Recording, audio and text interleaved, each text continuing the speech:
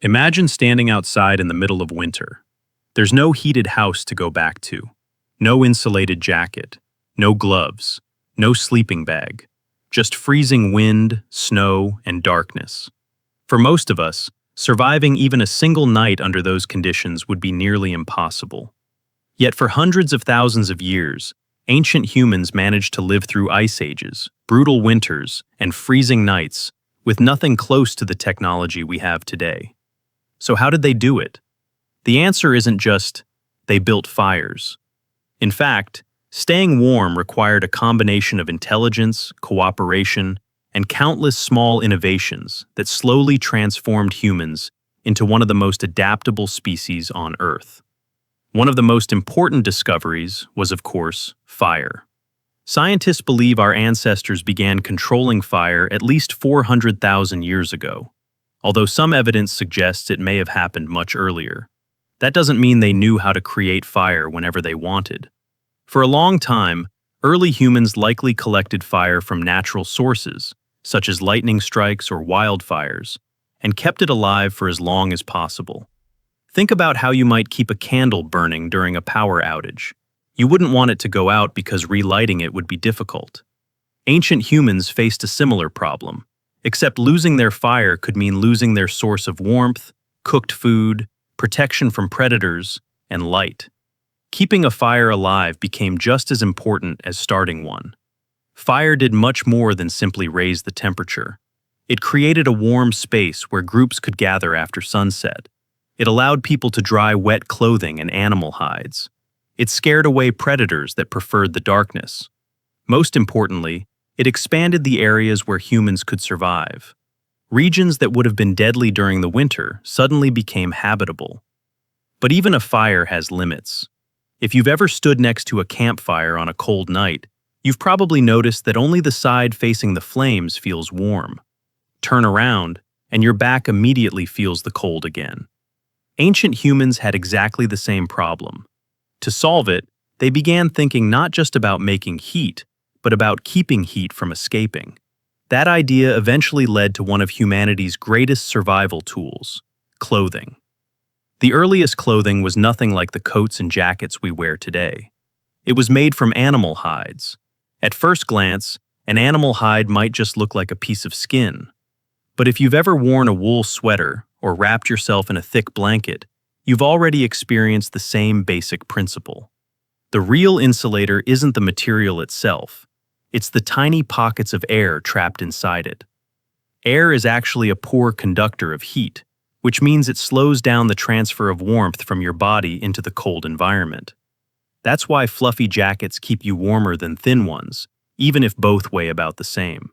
Animal fur worked in exactly the same way. The thick fur trapped a layer of warm air close to the body, making it much harder for body heat to escape.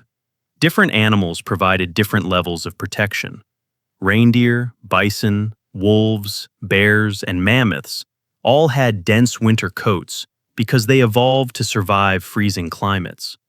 By wearing those hides, humans were borrowing millions of years of evolutionary adaptation. Over time, people became better at preparing hides. Fresh animal skin quickly becomes stiff and brittle as it dries, making it uncomfortable to wear. To prevent this, ancient people developed methods of tanning hides using animal brains, fat, smoke, and plant materials. These techniques made leather softer, more flexible, and far more durable. It's a surprising fact, but many traditional societies have a saying that every animal has just enough brain tissue to tan its own hide. While it's not perfectly true in every case, animal brains contain oils that help soften leather, making them an effective natural tanning material. Eventually, humans weren't just throwing animal skins over their shoulders. They were sewing fitted clothing. This became possible after another remarkable invention, the bone needle. Some of the oldest known sewing needles are over 40,000 years old. They look surprisingly familiar, complete with a tiny eye for thread. That small hole changed everything. Instead of loosely wrapping hides around their bodies, people could stitch together sleeves, leggings, boots, gloves, and hooded garments that trapped heat much more effectively. Think about wearing an oversized blanket compared to wearing a properly fitted winter coat. The blanket keeps you warm while you're standing still, But the moment you start walking, cold air slips in through every opening. A fitted coat seals in your body heat, making it dramatically more effective. Ancient clothing evolved in exactly that direction. Of course, clothing alone wasn't enough. People also had to think about where they slept. Sleeping directly on frozen ground is one of the fastest ways to lose body heat. The ground acts like a giant heat sink, constantly pulling warmth away from your body. If you've ever sat on cold concrete in the winter, you've probably noticed that it feels much colder than sitting on a wooden bench. That's because concrete transfers heat away from your body much faster. Ancient humans solved this by creating insulation beneath themselves. They covered the ground with layers of grass, leaves, moss, branches, and animal hides before sleeping. Instead of lying directly on frozen earth, they created a barrier that slowed the loss of body heat. In some cases, they even built raised sleeping platforms. It's the same reason modern camping mats exist today. They don't generate heat. They simply stop your body from giving its heat away too quickly. Shelters became just as important. Many early humans naturally used caves, but caves weren't always warm. In fact, some caves remained cold throughout the year. The real advantage was protection from wind. Wind removes the thin layer of warm air surrounding your body, making you feel much colder than the actual air temperature. This is why weather forecasts often mention the feels-like temperature. A day that's technically 0 degrees Celsius can feel much colder if strong winds are present. By blocking the wind, caves allowed people to preserve far more of their body heat. When caves weren't available, humans built shelters from wood, branches, bones, and animal hides. One of the most fascinating examples comes from Ice Age Europe, where archaeologists have discovered circular homes built using mammoth bones.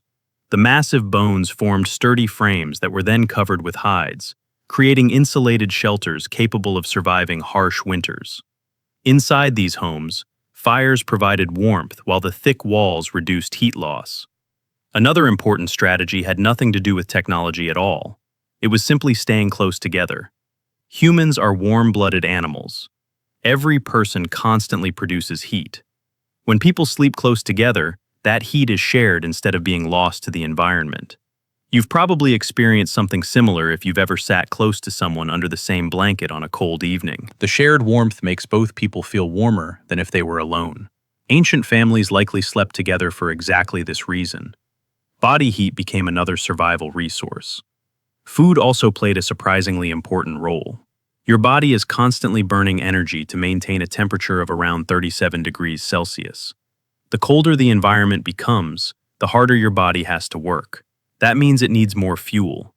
If you've ever felt hungrier during cold weather, there's a reason for it. Generating heat requires calories. Ancient hunters often relied on animals rich in fat, especially during the winter. Fat contains more than twice the energy per gram compared to carbohydrates or protein.